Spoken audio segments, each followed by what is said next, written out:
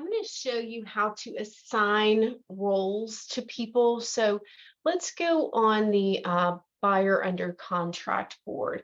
And what you're going to notice on a lot of our boards, if you go all the way over, is oh, here it is. You're going to have an agent and a transaction coordinator column. This is where you can assign those roles. So for example, if I clicked here, it's everybody who has ownership in this board. I can choose one of those people. So I can assign Jessica as the agent if I want to take myself off. But let's say that it's always pretty much the same person. Like for my team, it's me and an assistant. So I'm always the agent. She's always the transaction coordinator or assistant.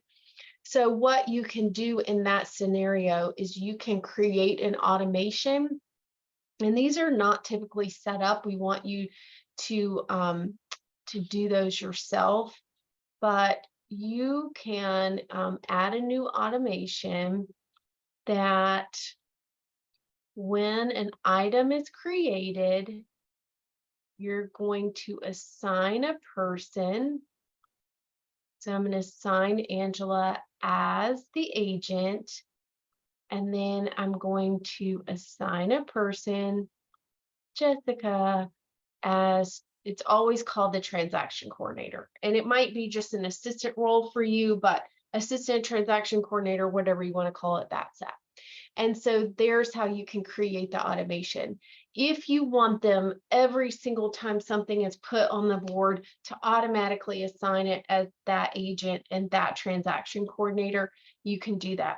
If you don't want to do that, then each time you add something to the board, what I would do is in your process where you create your sub items, if you modify our sub items, I would add a sub item to assign the agent as someone and assign the TC as someone. So we can manually do that for each one. Like say this test buyer is assigned to Mary. That's the agent on this one. And then this test is assigned to Susie.